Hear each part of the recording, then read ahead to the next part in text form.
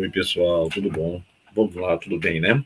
Olha, vê bem, a gente vai estudar agora a lei de Faraday. Lei de Faraday, que é um assunto chamado estequiometria da eletrólise. Vem comigo.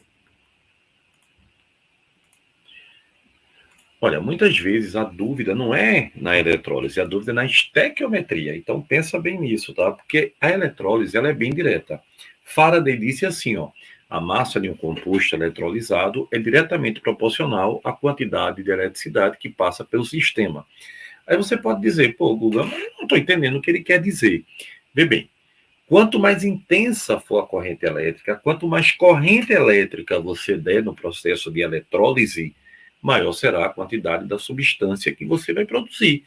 Então, se eu dou uma determinada quantidade de carga, eu vou ter uma massa. Se eu tiver o dobro da quantidade de carga, eu vou ter o dobro da massa. E aí eu preciso lembrar de um assuntozinho de física, né? Que é a parte de elétrica, quantidade de carga, que é igual a I vezes T, onde I é a corrente elétrica em ampere. E ampere é dado em quê? Em coulomb por segundo. O tempo deve ser dado em segundo.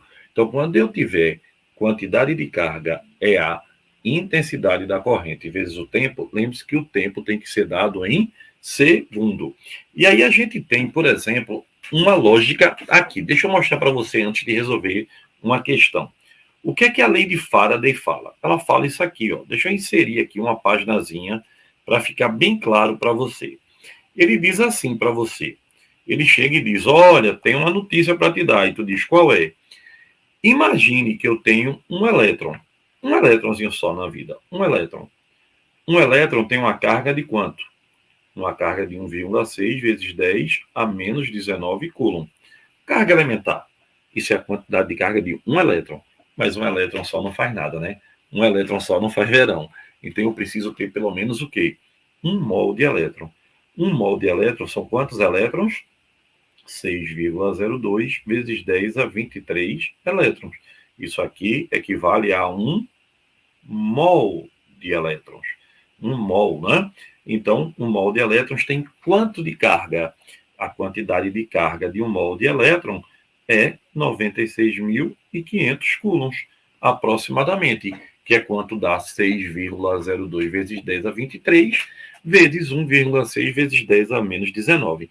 Isso dá aproximadamente 96.500 coulombs, que a gente chama de um Faraday. Então, um Faraday é a quantidade de carga de 1 mol de elétron. Um Faraday é a quantidade de carga de 1 mol de elétron. Deixa eu te mostrar. Ferro mais 2. O íon ferroso, ao receber 2 mols de elétron, se transforma no ferro. A lógica é essa, veja. Não são 2 mols de elétron? São. Então, 2 vezes 96.500 coulombs dá 1 mol de ferro. Ou seja, para que eu, numa indústria, obtenha 56 gramas de ferro, que é 1 mol de ferro, eu preciso de 2 mols de elétron. Ou seja, 2 vezes 96.500 coulombs. 2 vezes 96.500 coulombs, ou seja, 2 faradays, já que um Faraday é 96.500 coulombs. Se eu tiver, então, 2 faradays, eu obtenho 56 gramas de ferro. Se eu tiver 4 faradays, né, o dobro, eu obtenho 112 gramas de ferro. E assim vai. O que é que a lei diz? Quanto maior a quantidade de carga, maior a massa. É isso que eu estou mostrando. Se a minha carga são 2 faradays, eu tenho 56 gramas, no caso do ferro. Se são 4 faradays, eu tenho 112 gramas. E eu tanto posso trabalhar com Faraday, como eu posso trabalhar com o valor de 96.500 coulombs. Sim, Guga, e quando é que eu trabalho com um ou com outro? Aí depende da questão. Se a questão der em Faraday, você trabalha com Faraday. Se ele der em quantidade de carga, você trabalha com Coulomb. Então, olha bem, como é que a gente vai analisar isso numa questão? A gente tem aqui, ó, na eletrólise de uma solução de sulfato cúprico, tem-se a seguinte redução.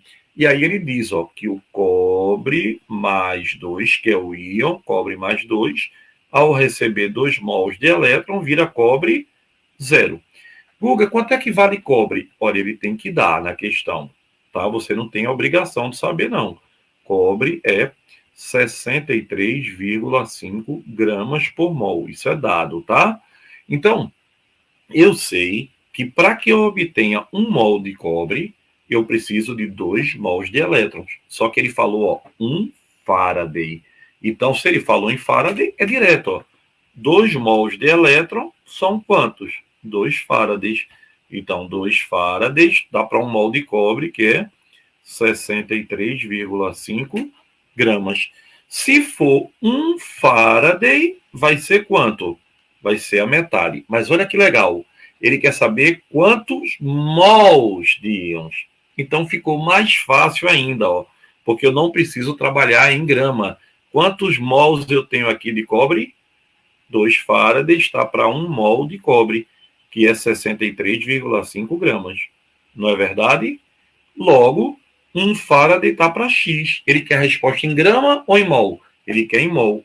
Então, é só dividir 1 mol dividido por 2, que vai dar quanto? 0,5 mol de cobre. E a resposta da questão seria a letra A. Então, ele trabalhou direto em Faraday. Você não precisou transformar para 96.500. Veja outro caso que ele pode botar numa prova.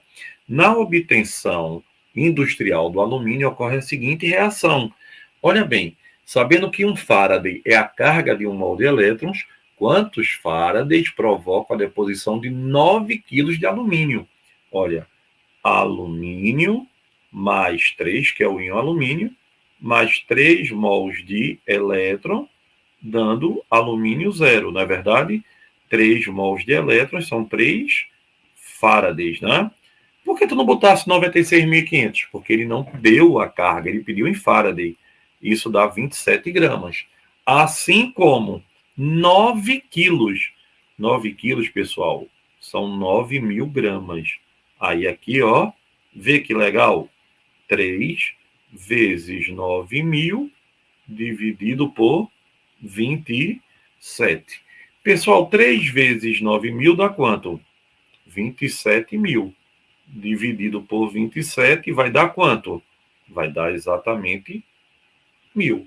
Não é verdade? Então, a resposta, 1.000 Faradays. E você responde direto. Notou? Questão